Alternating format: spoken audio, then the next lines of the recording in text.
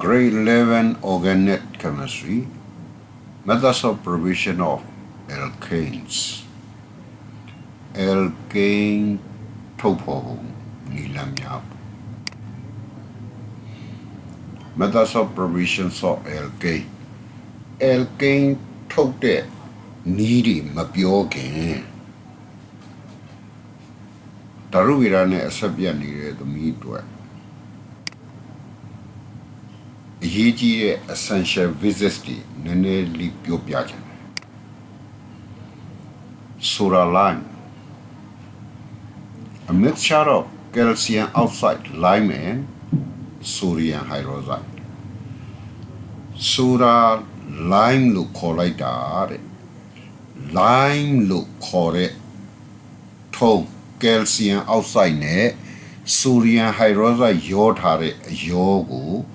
Soda limeလို့ခေါ်တယ်အဲ့တော့ကွာဒီလိုလေးမှာ lime က calcium oxide ထုံး soda က sodium hydroxide sodium hydroxide နဲ့ soda နဲ့ lime calcium oxide ရောထားတဲ့ mixture ကို soda lime လို့ခေါ်ပြီးတော့အဲ့ဒီ mixture က alkane ထုတ်တဲ့ထဲမှာreactants အဖြစ်သုံးမယ်တကယ်တော့အမှန်တကယ်တော့တကယ် reactant က soda လို့ခေါ်တဲ့ sodium hydroxide ကို reactant အဖြစ်သုံးမှာ lime လို့ခေါ်တဲ့ထုံးက catalyst အနေနဲ့ဓာတ်ကိုပေးမှာဟုတ်ပြီနော်ဒါမလို့သူ့ကိုစောစောက test tube ထဲမှာထည့်ရင်တော့ soda lime sodium hydroxide ကြီးထည့်ရမှာမဟုတ်ပဲဓာတ်ကူမဲ့ calcium oxide လို့ခေါ်တဲ့ line တွေပါရောထဲမှာမလို့ soda lime ဆိုတဲ့ mixture ကြီးကိုအဲ့ထဲမှာထည့်ပေးမှာ now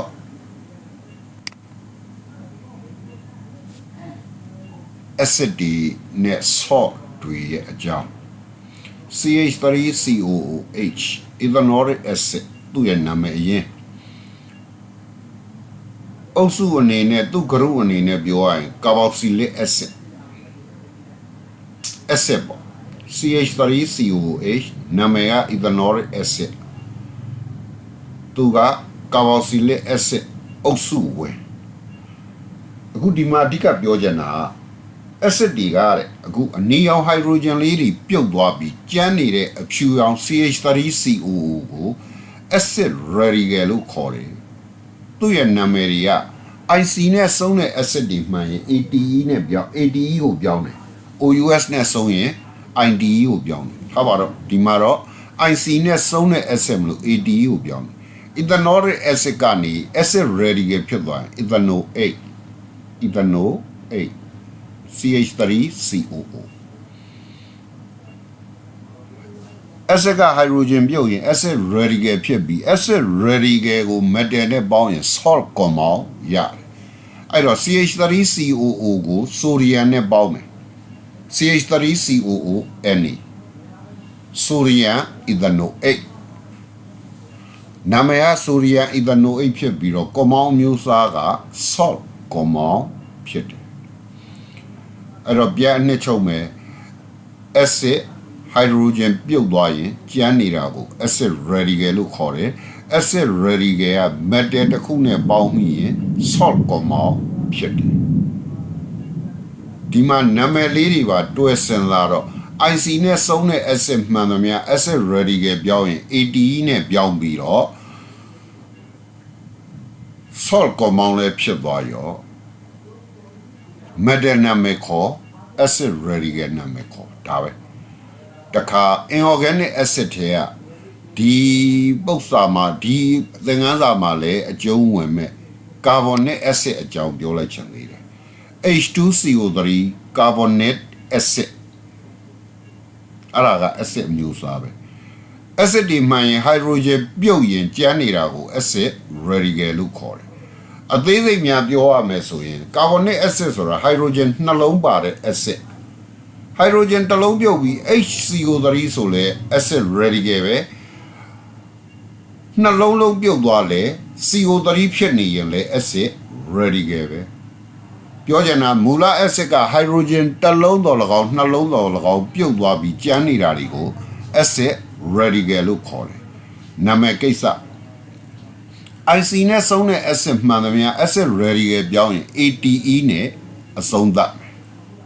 ဒါကြောင့် carbonic acid ရဲ့ acid radical နာမည်မှာ carbonic acid ရဲ့ acid radical က carbonate နောက်တစ်ခါ hydrogen နှလုံးတွဲထားတဲ့မူလက hydrogen နှလုံးတွဲထားတဲ့ acid ကနေ hydrogen နှလုံးလုံးပြုတ်သွားရင် CO3 မှာလက်နှစ်ချောင်းအားနေတယ်သူကကြံတဲ့လူတွေနဲ့ကြံတဲ့ abdan တွေနဲ့ကင်တော့မယ်ဆိုရင်အဲ့လက်နှစ်ဖက်လုံးကင်နိုင်မှ stable ဖြစ်မှာအဲ့တော့အခု sodium နဲ့တွဲမယ် sodium ဆိုတာ 11Na281 balance 1ရှိလို့လက်တန်တစ်ချောင်းပဲပါတယ်အဲ့ဆို sodium တယောက်မှာလက်တစ်ချောင်းပဲပါတယ်ဆိုရင် CO3 ကလက်ဘယ်နှချောင်းအားနေတာလဲဆိုရင်နှစ်ချောင်းအားနေတာဒါဆိုရင် sodium လို့လက်တစ်ချောင်းပါတဲ့ကောင်လေးမျိုးဘယ်နှယောက်တွဲမလဲနှစ်ယောက်တွဲမှာအဆင်ပြေမှာဒါကြောင့်သူ့ရဲ့ formula Na2CO3 ပြောချင်တာ CO3 နဲ့တွဲတော့ Na ကနှလုံးဖြစ်တယ် Na2CO3 အပေါ်က sodium ethanoate တုံးက ethanoate ကလက်တစ်ချောင်းပဲရှိတယ် sodium ကလည်းတစ်ချောင်းပဲရှိတယ်အဲ့တော့သူတို့ကတယောက်ချင်းတွဲလိုက်တာပြီးသွားပြီအခု carbonate မှာတော့ carbonate ကလက်နှစ်ချောင်းအားနေလို့ sodium ကောင်လေးနှစ်ယောက်နဲ့တွဲတာဟုတ်ပြီနော် sodium carbonate အဲ့တော့ဒါတစ်ခုလုံးကိုပြန်နှစ်ချုပ်ရ acid ကနေ hydrogen ပြုတ်ရင် acid radical ဖြစ်တယ် acid radical ကို metal နဲ့ပေါင်းရင် salt compound ရနာမည်ကိစ္စတွေ IC နဲ့ဆုံးတဲ့ acid တွေမှန်သမျှ acid radical ပြောင်းရင် ATE နဲ့ဆုံးမယ် salt compound နာမည်ကြတော့ metal နာမည်ခေါ်မယ်ပြီးရင် acid radical ရဲ့နာမည်ခေါ်မယ်ဟုတ်ပြီနော်တခါတည်းမှာတို့က equation တွေများလွန်းတဲ့အတွက်ကြပြာနဲ့မှတ်တဲ့အခါမှာအခေါ်အဝေါ်လေးတွေအုပ်စုနာမည်လေးတွေကိုရန်ဖန်ရန်ကသုံးမှာဖြစ်တဲ့အတွက်နာမည်အပြည့်စုံဖြစ်ကောင်းဖြစ်မယ်တချို့တော့ဝက်ဖြစ်ကောင်းဖြစ်မယ်အဲ့ဒါတွေကိုကနားလေရမယ်ဥပမာ ethanoate အပြည့်စုံပြောရရင် ethanoate ဆိုတဲ့ acid radical ကသူ့ဟာသူမရပ်တည်နိုင်ဘူး stable မဖြစ်ဘူးအဲ့ဒီ ethanoate ဒီ hydrogen နဲ့ပေါင်းရင် acid ဖြစ်မယ် ethanoic acid ethanoate ဒီ hydrogen နဲ့မပေါင်းမဲနဲ့ metal နဲ့ပေါင်းသွားရင် sodium ethanoate salt compound ဖြစ်သူက salt compound ဖြစ်မှရင်ဘဝတည်ငြိမ်မယ်ဒါမှမဟုတ်ရင် hydrogen နဲ့ပေါင်းပြီး acid ဖြစ်မှရင်ဘဝတည်ငြိမ်မယ်အဲ့လိုဆိုရင် acid ဖြစ်မှာလား salt ဖြစ်မှာလားဂျားထဲမှာ acid လည်းမဖြစ်ဘူး salt လည်းမဖြစ်ပဲအမီးပေါက်ပြီးတန်လန်းဖြစ်နေတဲ့ ethanoate ကြီးပဲကမရှိနိုင်ဘူးအဲ့ဒါကိုကြပြားမှာ ethanoate လို့ပြောလိုက်ရင် ethanoate မဟုတ်နိုင်ဘူးအဲ့ဒါ sodium ethanoate လို့ပြောတာလို့နားလည်လိုက်ရ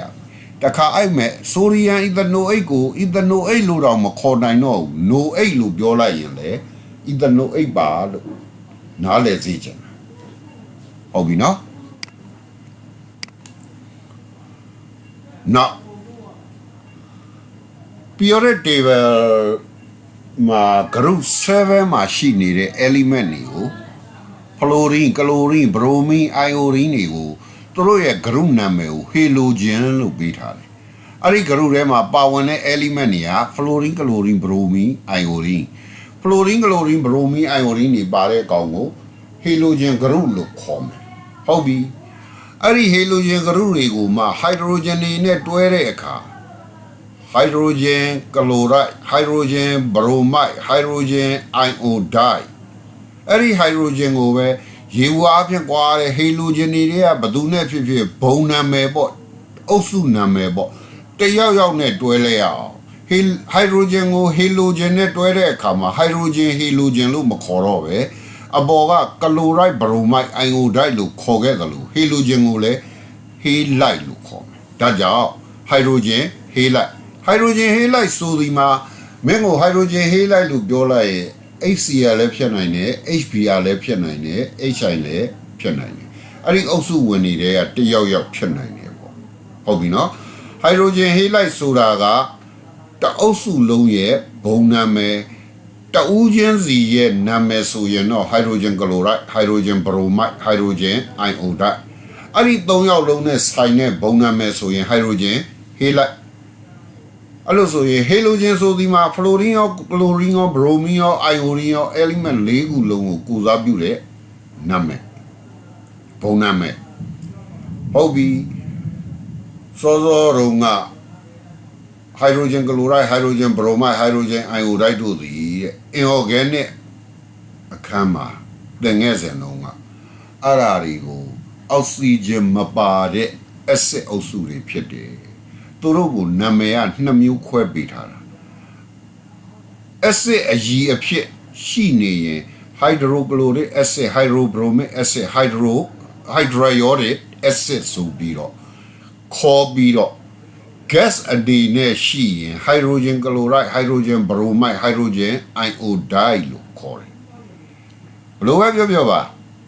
၎င်း acid တို့မှာ hydrogen ပြုတ်ပြီးကျန်နေတဲ့ acid radical တွေကိုနာမည်ခေါ်တဲ့အခါ chloride bromide iodide ဒါကြောင့် halogen လည်းနာမည်က halide လို့ပြောပါ chloride bromide iodide halide ပြောချင်တာအောက်ဆီဂျင်မပါတဲ့ acid ဒီမှာ hydrogen ပြုတ်ပြီးကျန်နေတဲ့ acid radical တွေကို halide တွေလို့ခေါ်တယ်ဟေးလိုက်ဆိုတာဘသူ့ကိုရည်ညွှန်းတာတော့ကလိုရိုက်ဖြစ်နိုင်တယ်ဘရိုမိုက်ဖြစ်နိုင်တယ်အိုင်အိုဒိုက်ဖြစ်နိုင်တယ်တခါ alkane alkane ဆိုတာကာဗွန်2လုံးပါရင်ဟိုက်ဒရိုဂျင်4လုံးအပြင်2ဆပို့6လုံးကာဗွန်2လုံးဟိုက်ဒရိုဂျင်6လုံး C2H6 C တစ်လုံးနဲ့ဆိုရင်1 2 2လုံးပေါင်း4C တစ်လုံးနဲ့ဆိုရင် C1H4 C နှလုံးဆိုရင် C2H6 C သုံးလုံးဆိုရင်3 2 6 8 C3H8 မှန်တယ်အဲ့ဒီ alkane တွေကိုတဲ့ hydrogen တစ်လုံးစီဖြုတ်ပြည့်ရင် ALKYL alkyne လို့ခေါ်တယ်methane hydrogen တစ်လုံးပြုတ်ရင် methyl ethane hydrogen တစ်လုံးပြုတ်ရင် ethyl propane hydrogen တစ်လုံးပြုတ်ရင်propyl alkane hydrogen တစ်လုံးပြုတ်ရင် alkyne alkyne ရဲ့သင်္ကေတကိုတော့ R နဲ့ပြီးတယ်မှာတော့ကွာ alkane ကထိပ်စီးသုံးနောက်ပိတ်သုံးအလဲတိုင်းနဲ့အဲ့ဒီမှာမှနောက်ဆုံးပိတ်က hydrogen တစ်လုံးစီကိုဖြုတ်လိုက်တယ်ဆိုထိပ်စီးသုံးအလဲတိုင်းနဲ့နောက်ပိတ်နောက်အပန်းတော့မပိတ်သေးဘူးနှစ်တီတန်လန်းကြီးနဲ့သွားတာ322ဆိုရင်အဲ့ဒါ ALKYL alkyne ပဲတစ်လုံးနဲ့ရှိရင်တော့3နှလုံးရှိရင်32သုံးလုံးရှိရင်322အဲ့လိုသွားရင် alkyne အဲ့တော့ alkane က hydrogen တစ်လုံးပြုတ်ရင် alkyne ဖြစ်မယ်အဲ့ alkyne တွေကိုမှစောစောက acid radical တွေနဲ့တွဲလိုက်တဲ့အခါနာမည်တွေက methane ကိုကလိုရိုက်နဲ့တွဲတော့ methane ကလိုရိုက် ethane ကို bromide နဲ့တွဲတော့ ethyl bromide propyne ကို iodide နဲ့တွဲတော့ propyl iodide ထို့ကြောင့်အကုန်လုံးအတွက်ဘုံနာမည်ပြောမယ် alkyne ကို halide နဲ့တွဲတော့ alkyl halide လို့ခေါ်တယ်ဒါတွေက alkane လုံနီး equation တွေထဲမှာတဏှာမဟုတ်တဏှာမှာတွေ့မှာမလို့ကျိုးပြီးတော့အဲ့ဒါလေးတွေကျိုးပြောတာဟုတ်ပြီနော်စမယ်methods of preparation of alkane လုံနီလန်းနေတယ်မှာအရက်စကားနဲ့ပြောလိုက်ရရင်ကွာ organic compound တွေကတချောင်းနဲ့ပဲပါတဲ့ဘယ်ကြားကြည့်လိုက်ကာဗွန်နှလုံးကြားတိုင်းတချောင်းပဲပါတဲ့ alkane တွေရဲ့လုံနီဒါကြောင့်တချောင်းလုံနီအဲ့ဒီမှာဆရာဒီလိုမှတ်ထားတယ်soda line နဲ့ soda line ဆိုတာစောစောကပြောပါsoda sodium hydroxide lime calcium oxide အမှန်တကယ်တော့အဲ့နှစ်ခုတည်းက sodium hydroxide သာ W soda NaOH sodium hydroxide အဲ့ဒီ soda line နဲ့ကို NO8 ဝင် soda line နဲ့ NO8 ဝင် NO8 ဆိုတာပြောပါဦး acid radical သူကြည့်ပဲမနေဘူး hydrogen နဲ့ပေါင်းရင် noric acid ဖြစ်မယ် hydrogen နဲ့မဟုတ်တော့ဘူး NO8 ပါဆိုမှတော့ metal နဲ့ပေါင်းပြီးတော့ဥပမာ sodium ethanoate အဲ့ဒါကိုရည်ညွှန်းလိုက်တာ soda line နဲ့ ethanoate sodium ethanoate ဝင် soda line နဲ့ NO8 ဝင်အပူတိုက်လိုက်ရင်ဒီမှာပဲအပူပေးတဲ့အခါမှာအဲ့ soda line နဲ့ sodium ethanoate ရောပြီးအပူပေးတဲ့အခါဓာတ်ကူပစ္စည်းကပထမအဆုံးကြပြအစမှာပါတယ် LIME lime လို့ခေါ်တဲ့ထုံးကဓာတ်ကူတွေထဲပါလာ calcium oxide အပူပေးမယ် soda line နဲ့ NO8 ဝင် NO8 ဆိုတာ sodium ethanoate soda line နဲ့ NO8 ဝင်အပူတိုက်လိုက်ရင် carbonate ဆိုတာဘာလို့ပြောချင်တာတော့ carbonate Na နှလုံး Na2 COOO CO 3လုံး CO3 Na2 CO3 အဲ့ဒီကောင်တွေကိုဆွဲထုတ်လိုက် carbonate ထွက်တယ် Na2 CO3 ကိုထုတ်လိုက်အဲ့တော့ပထမ reactant တွေက hydrogen ကျန်တယ် H တစ်လုံးကျန်တယ်အဝါရောင်လေးဒုတိယ reactant တွေက CH3 ကျန်တယ်သူတို့နှစ်ယောက်တွဲလိုက် CH4 ဖြစ်မယ်အဲ့ဒါ alkane လीဒါကြောင့် carbonate နဲ့ alkane ထွက် CH4 ထွက်မှတ်ဖွယ်တစ်အချက်တချောင်းလုံးနီးသုံးနီးရှိတဲ့အ내ဟာပထမဆုံးနီးပဲနီးတက်ပဲ soda line နဲ့ NO8 ဝင်အပူတိုက်လိုက်ရင် carbonate နဲ့ alkane ထွက်မှတ်ဖွယ်တစ်အချက်တိထားမှာ soda line ဆိုတဲ့ထဲက W မှာ sodium hydroxide lime က catalyst ဓာတ်ကူပစ္စည်းမျှပေါ်သွားမယ် soda line sodium hydroxide နဲ့ပေါင်းမယ် lime ကဓာတ်ကူပစ္စည်း NO8 ဝင်ဆိုတာ sodium ethanoate sodium hydroxide နဲ့ sodium ethanoate ပေါင်းမယ်အပူတိုက်မယ် catalyst က lime calcium oxide ထည့်မယ်ပြီးရင် carbonate နဲ့ဆိုတော့ reactant တွေက sodium carbonate ဖြစ်အောင် Na2CO3 ဆိုတာကိုဆွဲထုတ်လိုက်အဲ့ဒါဆိုကျန်တာ methane carbonate နဲ့ methane ထွက်ဓာတ်ရိုက်ပြောရင်အမှန်တော့တခြား propanoate တို့ butanoate တို့ဆိုအဲ့ဒါမဟုတ်တော့လို့လေ carbonate နဲ့ alkane ထွက်မှတ်ဖွယ်တစ်အချက်အဲ့တော့မှ equation လေးကြည့်ပြီးကြပြအောင်တစ်ခေါက်ပြန်ဆိုမယ် soda line နဲ့ NO8 ဝင်အပူတိုက်လိုက်ရင် carbonate နဲ့ alkane ထွက်မှတ်ဖွယ်တစ်အချက်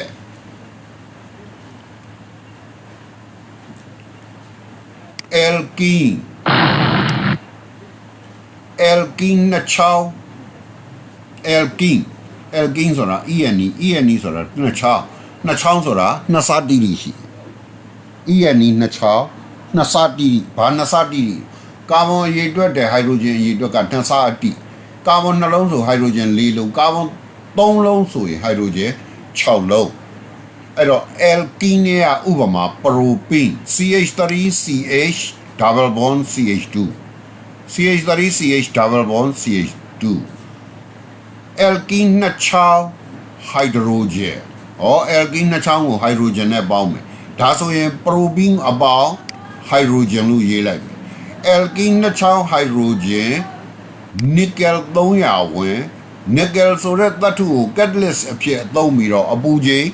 300 degree C ပေးမယ်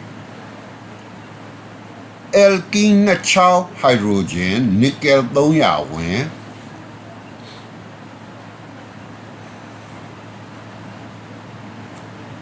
ဘယ်ညာခွာက alkane ထွက်ဘယ်ညာခွာက alkane ထွက် alkane ထွက်အောင်နဲ့ hydrogen နှလုံးပြူးလေးကိုနှစ်ချောင်းရဲ့ဘယ်ဘက်ကရက်မှာတစ်လုံးနှစ်ချောင်းရဲ့ညာဘက်ကလျက်မှာတစ်လုံး hydrogen နှလုံးကိုဘယ်တစ်လုံးညာတစ်လုံးဘယ်ညာခွာကထည့်လိုက်အဲ့ဒါဆို alkane ထွက်လာဒါက alkane မဟုတ်သေးဘူးမူလ propane CH3 CH double bond CH2 ဘာဟိုဒရိုဂျင်နှလုံးကိုလည်းဟိုက်ဒရိုဂျင်နှလုံးကိုဘယ်တစ်လုံးညာတစ်လုံးနှစ်ချောင်းရှိတဲ့နာကပ်ပြီးတော့ထည့်လိုက်မှာအဲ့တော့ဟိုက်ဒရိုဂျင်นี่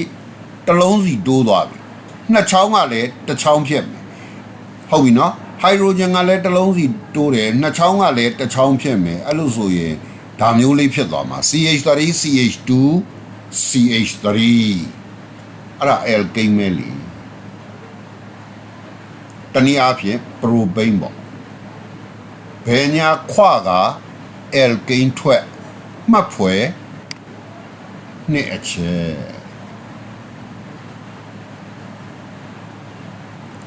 ပြန်ရွတ်ကြည့်မယ် alkene နှစ်ချောင်း hydrogen nickel 300ဝင်ဘယ်ညာခွက alkane ထွက်မှတ်ဖွယ်နှစ်အချက်ဓာတ်ရိုက်ဆိုပဲကွာ propane နှစ်ချောင်း hydrogen nickel 300ဝင်ဘယ်ညာခွက propane ထွက်မှတ်ဖွယ်နှစ်အချက် propane နှစ်ချောင်း hydrogen nickel 300ဝင်ဘယ်ညာခွက propane ထွက်မှတ်ဖွယ်နှစ်အချက်ဟုတ်ပြီနော်နောက်ဆုံးနည်းတတိယမြောက်နည်းဟိုက်ဒရိုဂျင်ကထပ်ပေါင်းခြင်းအပေါ်ကဒုတိယနည်းတုန်းကလည်းဟိုက်ဒရိုဂျင်နဲ့ပေါင်းတာအခုလဲဟိုက်ဒရိုဂျင်ကထပ်ပေါင်းခြင်းအဲ့တော့ H2 အပေါင်းပေါ့ဘယ်သူနဲ့ပေါင်းမှာတော့ alkyl halide တွေအဲ့မှာပဲအခုဘုံနာမည်လေးနဲ့ကြပြားပြောလိုက်မင်းက alkyl halide နမူနာတွေရွတ်ကြည့်တာmethyl chloride ethyl chloride propyl chloride တောင်း methyl bromide ethyl bromide propyl bromide ဒါမှမဟုတ် methyl iodide ethyl iodide propyl iodide ဟိုက်ဒရိုဂျင်ကထပ်ပေါင်းရင် alkyl halide တွေနမူနာတစ်ခုထည့်လိုက် ethyl iodide ဟိုက်ဒရိုဂျင်ကထပ်ပေါင်းရင် alkyl halide တွေ PTPD ဓာတ်ကူထား PD က platinum PD က palladium PTPD ဓာတ်ကူထားအဲ့တော့ platinum or palladium ဓာတ်ကူဟိုက်ဒရိုဂျင်ကထပ်ပေါင်းရင်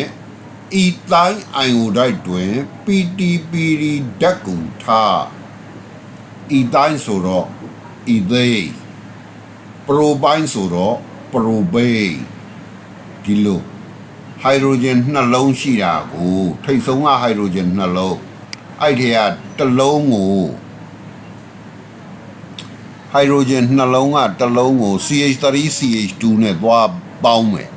ဟိုက်ဒရိုဂျင်တစ်လုံးက CH3 CH2 နဲ့ပေါင်းလိုက်တော့ CH3 CH3 alkane ထွက်လာမယ်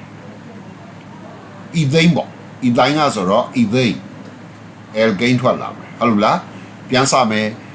ဟိုက်ဒရိုဂျင်ကထပ်ပေါင်းခြင်း alkyl halide တွင် PTPD ဓာတ်ကူထား alkane အခု alkane တီရောက်ပါပြီ halide ထွက်စေတာ halide ဆိုတာကစောစောတုန်းကအနီရောင်နေဖယ်လိုက်တော့နောက်ကကောင်မှာ ion ကျန်တယ် iodide ကျန်တယ်ရှေ့ကကောင်ကဟိုက်ဒရိုဂျင်နှလုံးရှိတာဘယ်နှလုံးထွက်သွားတာတစ်လုံးထွက်သွားတာအဲ့လိုဆိုဟိုက်ဒရိုဂျင်တစ်လုံးကျန်တယ်ကျန်နေတဲ့ဟိုက်ဒရိုဂျင်တစ်လုံးနဲ့ဒီကျန်နေတဲ့ iodide နဲ့ပေါင်းလိုက်တော့ဟိုက်ဒရိုဂျင် iodide ဟိုက်ဒရိုဂျင် iodide အဲ့ဒါကို halide ထွက်စေတာနာမည်လေးအပြည့်စုံမဟုတ်ဘူးကိုကအဲ့လိုလေးကြပြားကိုရွတ်ရင်း equation ကိုကြည့်ရင်းနဲ့သတိထားမှတ်ဖို့ကြိုးစားမယ်ပေါ့အဲ့တော့ equation လေးကြည့်ပြီးတော့ကြပြားကိုဆိုကြည့်အောင်ဟိုက်ဒရိုဂျင်ကထပ်ပေါင်းခြင်း alkyl halide တွင် PTPD ဓာတ်ကူထား alkane halide ထွက်စေတာတခါညင်တဲ့အတိုင်းဓာတ်ရိုက်ဆိုကြည့်မယ်ကွာဟိုက်ဒရိုဂျင်ကထပ်ပေါင်းခြင်း ethyl iodide တွင် PTPD ဓာတ်ကူထား ethane iodide ထွက်စေတာဆိုလိုတာ CH3 CH2 ion က ethyl iodide CH3 CH3 က ethane ပြန်ပြောမယ် equation ကိုပဲကြည့်ပြီးကြပြဆုံးမယ် hydrogen ကထပ်ပေါင်းခြင်း ethane iodide တွင် PDBD တက်ကူထား ethane iodide ထွက်စေသာ hydrogen ကထပ်ပေါင်းခြင်း ethane iodide တွင် PDBD တက်ကူထား ethane iodide ထွက်စေသာတခါရေကူကကြဘုံနာမည်တွေနဲ့ဆိုမယ်ဆိုရင် hydrogen ကထပ်ပေါင်းခြင်း alkyne halide တွင် PDBD တက်ကူထား alkane halide ထွက်စေသာ hydrogen ကထပ်ပေါင်းခြင်း alkyne halide တွင် PDBD တက်ကူထား alkane halide ထွက်စေသာ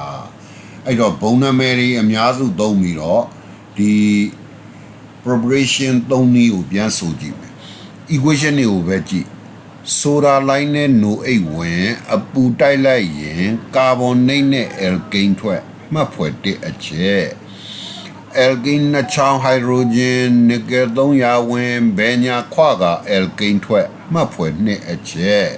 hydrogen ကထပ်ပေါင်းခြင်း alkyne halide တွင်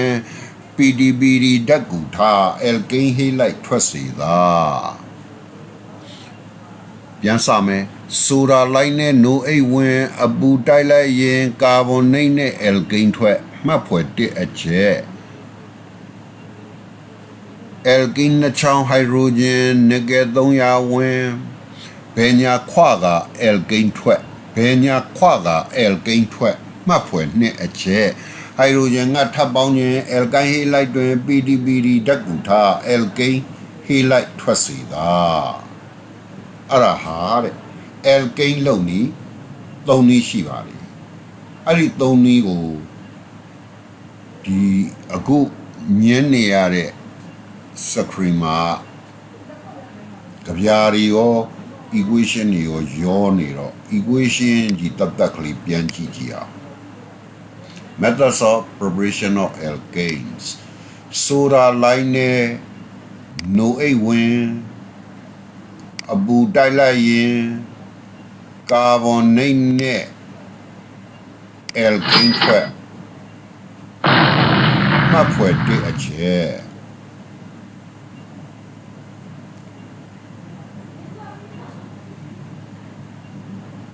alkene နှစ်ချောင်း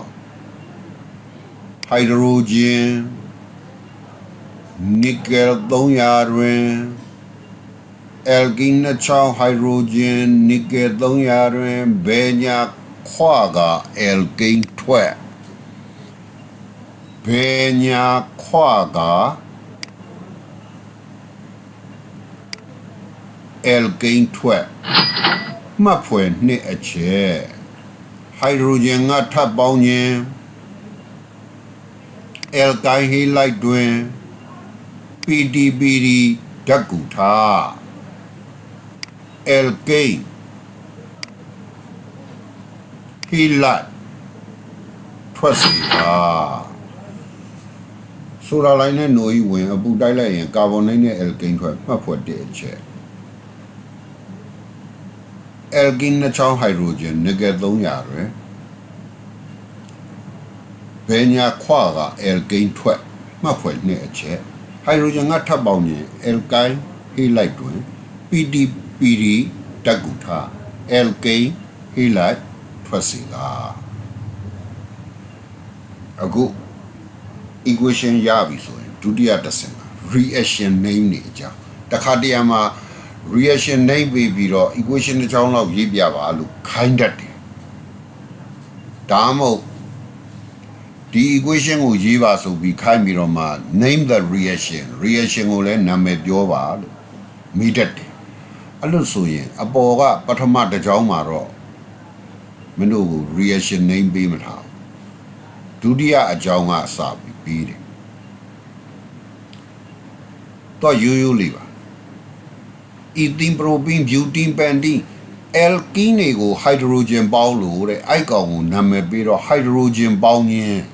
hydrogenation ပေါင်းခြင်း hydrogenation ဒီလိုလေးပေးလိုက်တာတခါမင်းတို့သိဖို့ကဓာတ်တိုးဓာတ်ရော့လို့ပြောတဲ့အခါမှာ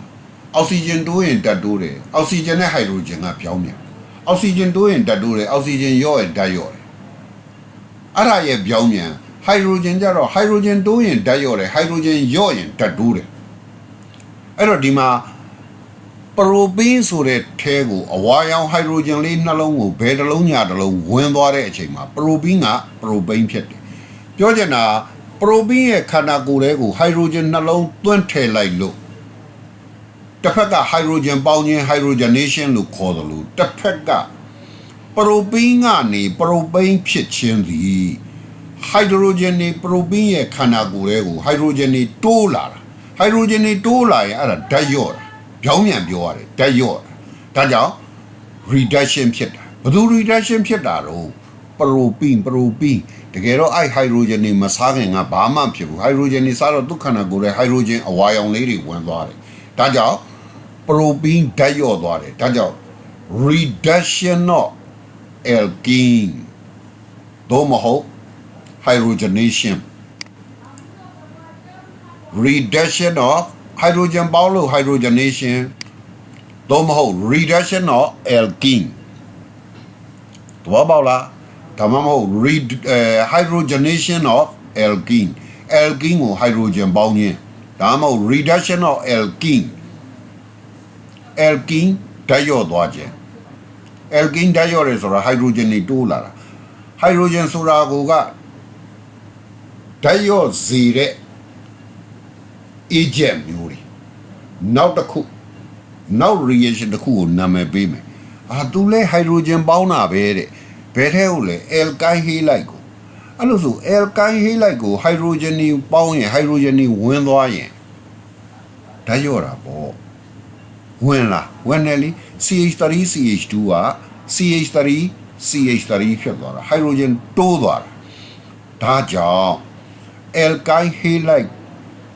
ရဲ့ဓာတ်ရော့ခြင်းထို့ကြောင့်အဲ့ဒီဒုတိယ reaction ကိုနာမည်ပေး reduction of alkyl halide အဲ့တော့ရံဖန်က equation လေးတွေအလွတ်ရဖို့လိုသလိုအဲ့ဒီ equation လေးတွေထဲမှာရံဖန်ကနာမည်လေးတွေပေးဖို့လိုလာရင်အဲ့ဒါလေးတွေလည်း cue site မှတ်ရကဲနောက်ဆုံးကတော့ဒါမင်းတို့ပြတ်ထားတဲ့ထဲမှာ laboratory preparation ပေါ့တခွက်ကန်းထုတ်ဖော်ပုံကလည်းပါလိုက်သေးတာအဲ့တော့အဲ့ဒါလေးအကြမ်းမြင်ကြည့်သူကပထမဆုံး laboratory preparation ကတို့ထုတ်လုပ်နေတဲ့ soda line နဲ့ no အိတ်ဝင်အပူတိုက်လိုက်ရင်ဆိုတဲ့ equation နဲ့လုပ်တာအဲ့တော့အခုမြင်ရတဲ့ test tube ထဲမှာအဲ့ဒီကောင်လေး test tube လို့ခေါ်တယ်အဲ့ဒီ test tube ထဲမှာ soda line နဲ့ no အိတ်ဝင်ဆိုတော့ soda line ရဲ့ sodium ethanoate ရဲ့အဲ့အမှုန်လေးတွေကိုအဲ့ထဲထည့်လိုက်ရထည့်လိုက်အခုဘာတွေဝင်သွားတော့ soda line ရဲ့ sodium ethanoate ရဲ့နာမည်ကတော့အဲ့လိုနှစ်မျိုးတည်းပြောလိုက်တာဒါမျိုးအဲ့ဒါပစ္စည်းသုံးမျိုးလို့မြင်ရမယ် soda line ဆိုတာ sodium hydroxide နဲ့ lime နှစ်ခုအရောနောက်တစ်ခါနောက်တစ်မျိုးက sodium ethanoate ဆိုတဲ့ကောင်ဓာတ်စားအဲ့ဒီဓာတ်စားရဲ့ soda line ရဲ့အဲ့ဒီသုံးမျိုးရောထည့်လိုက်ပြီ level လေးတက်လိုက်တယ် soda line ပေါင်း sodium ethanoate soda line နဲ့ no အိတ်ဝင်အပူတိုက်ရမှာမတိုက်ခင်နေအောင်အပူတိုက်လိုက်လို့ဓာတ်ငွေထွက်လာရင်ဖမ်းဖို့စီးဖို့အချိန်မရတော့ဘူးဖြစ်သွားမယ်ကျိုးပြင်အောင်မယ်ပထမအဆုံးအိုက်ကောင်ကိုဖော့စိုးလေးနဲ့ဓာတ်ငွေတွေထွက်မသွားအောင်နောက်တစ်ခါအပူပေးဖို့မီးဖို့ပေါ်ကိုထားမှဖြစ်တဲ့အတွက်အခုလို stem လေးတွေပါလေးတွေနဲ့ clamp လေးတွေနဲ့ညှက်ပြီးတော့ဖော့စိုးလေးတက်အဲ့လိုဆိုအဲ့ဒီကဘာထွက်လာမလဲဓာတ်ငွေထွက်လာမယ်အဲ့ဒီဓာတ်ငွေကိုတဲ့ upward displacement of water ရေကိုအောက်သို့တွန်းဖယ်သောနည်းနဲ့စုမှာဆိုတော့ရေစလုံးကြီးယူလာရေစလုံးကြီးယူလာအဲ့ဒီထဲကို delivery ကျုပ်နဲ့ဖန်ပိုက်နဲ့ကောက်ပြီးတော့ချိတ်လိုက်ဟုတ်ပြီအခုအတိုင်းလို့ရင်ဓာတ်ငွေထွက်လာထွက်သေးဘူးဘာလို့တော့အပူပေးရမှာလေဆိုတာလိုက်နဲ့ no အိတ်ဝင်အပူတိုက်လိုက်ရင်အပူတိုက်မှထွက်မှာဟုတ်တယ်နော်တစ်ဖက်က န်းငွေကိုစုဖို့ gas ကြားမတက်ရသေးဘူးအဲ့ဒီကောင်က gas ကြားကိုဘေးမှာရေအပြည့်ဖြစ်ပြည့်သွားပြီဆိုတော့မှဒီဇလုံတွေကဒီပြောင်းမုံစင်လေးပေါ်ကိုဇက်ဆိုလာမှောက်ချဟောအဲ့လိုလေးမှောက်ချလိုက်ဒီထက်မှာဘာတွေတော့ဘာမှမရှိဘူးနဲ့မလုံးနဲ့ရေတွေအဲ့ထက်မှာသဘောပေါက်လားဇလုံထဲမှာလည်းရေတွေရှိတယ်အဲ့ gas ကြားထဲမှာလည်းရေအပြည့်ထည့်လာဇလုံနာရောက်တော့မှဇက်ဆိုအဲ့ကောင်ကိုမှောက်ပြီးတော့ဇလုံထဲကပြောင်းမုံစင်မို့တင်လိုက်ပြီအဲ့တော့ဒီထဲမှာဘာတွေလဲရေတွေအပြည့်ရှိဟုတ်ပြီတန်းဝတ်ထွက်ပလားထွက်သေးဘူးဘာလို့တော့အပူမပေးရသေးလို့လာပြီအပူပေးပြီအပူပေးတော့မှဆိုဒါလိုင်းနဲ့ no အိတ်ဝင်အပူတိုက်လိုက်ရင်ကာဗွန်နိတ်နဲ့အယ်ကိန်းထွက်ကာဗွန်နိတ်ဆိုတာဆိုဒီယမ်ကာဗွန်နိတ်အဲ့ကောင်ဓာတ်စားတွေအဲ့ test tube ထဲမှာပဲကျန်းနေခဲ့ဟုတ်ပြီနော်ဟောပလုံစီးပြီးဘူပေါင်းလုံးလေးတွေတက်လာပြီအဲ့ဒါကဓာတ်ငွေတွေအဲ့ဒီဓာတ်ငွေတွေကဘယ်ကိုသွားမလဲဆိုတော့ဒီတိုင်းတက်လာပြီးတော့မီးကိုခေါင်းနိုင်လို့အပေါ်တက်လာတာအပေါ်ကျတော့အပိတ်ကြီးနဲ့တွေ့တော့ဓာတ်ငွေတွေကအဲ့ဖင်ပိတ်ကြီးမှာတစ်လုံးနှလုံးသုံးလုံးနဲ့ဘူပေါင်းတွေစုတဖြည်းနဲ့ဘူပေါင်းတွေများလာတဲ့အခါမှာအိုက်ကရေတွေကိုဓာတ်ငွေတွေကနေရာယူပြီးတော့ရေတွေကိုတဖြည်းဖြည်းနဲ့အောက်ကိုတွန်းပြီးတော့ချသဘောပေါက်လားမသိအဲ့တော့မှအဲ့လိုဆိုအပေါ်က gas ကြားရဲ့ဖင်မှာစုမိနေတဲ့ဓာတ်ငွေတွေဆိုဒါလိုင်းနဲ့ no အိတ်ဝင်အပူတိုက်လိုက်ရင်ကာဗွန်နိတ်က test tube ထဲမှာပဲကြံခဲ့ကာဗွန်နိတ်နဲ့မီသိန်းထွက်အဲ့ဒါမီသိန်းကာဗွန်နိတ်နဲ့မီသိန်းထွက်မှတ်ဖွယ်တစ်အချက်ဒါဘာလောက်တာလဲ preparation of methane ထုတ်ဖို့methane ကိုဘယ်လိုထုတ်တာလဲအဲ့ဒီ equation ဆိုဒါလိုင်းနဲ့ no အိတ်ဝင်အပူတိုက်လိုက်ရင်ကာဗွန်နိတ်နဲ့အယ်ကိန်းထွက်မှတ်ဖွယ်တစ်အချက်ထွက်လာတဲ့ဓာတ်ငွေက methane gas ဘယ်ကိုအောက်သို့ဖယ်သောနည်းနဲ့စုမလဲ downward displacement of water ရေကိုအောက်သို့တွန်းဖယ်သောနည်းနဲ့စုဆိုဒီယမ်ကာဗွန်နိတ်တွေကပဲရောက်တော့ဆိုဒီယမ်ကာဗွန်နိတ်တွေကဓာတ်စားအဖြစ် test tube ထဲမှာကျန်ခဲ့ဟုတ်ပြီနော်အဲ့ဒါကမင်းတို့မှာ preparation လို့ပြောတာ procedure တွေတစ်ဆင့်ချင်းရေးဖို့တော့ပြောမထားတော့ရေးမပြတော့အဲ့အတိုင်းလေးပဲဆိုဒါလိုင်းနဲ့ဆိုဒီယမ် ethanoate ကို test tube ထဲထည့်မယ်ပုံမှာပြထားတဲ့အတိုင်း the operator is set up as shown in figure ပေါ့ပုံမှာပြထားတဲ့အတိုင်းဆင်လိုက်မယ်ပြီးရင် test tube ရဲ့အောက်ကအပူပေးလိုက်မယ်အပူပေးလိုက်လို့ရှိရင်ဆိုဒါလိုင်းနဲ့ဆိုဒီယမ် ethanoate ကဓာတ်ပြုပြီးတော့ဆိုဒီယမ်ကာဗွန်နိတ်ဆိုတဲ့ဓာတ်စားတွေက test tube ထဲမှာကျန်ခဲ့အဲ့ဒီထဲကနေမှဖန်ပြွန်တလျှောက်ကိုဓာတ်ငွေလေးတွေပလုံစီးပြီးတော့ဘူပေါင်းလေးတွေအဖြစ်ရေတွေကဖြတ်ပြီးတော့ gas ကြားရဲ့အပေါ်ကိုသွားစုမိတယ်အဲ့ဒီစုမိတဲ့ဓာတ်ငွေတွေ methane gas ပဲအဲ့ဒါဟာ preparation of methane ထုတ်လုပ်နည်းအပေါ်က equation က preparation of methane ရဲ့ထုတ်ဖော်ပုံ equation ဟုတ်ပြီနော်အဲ့ဒါဆိုရင်အခုက preparation ကြောင့်ပြီးသွား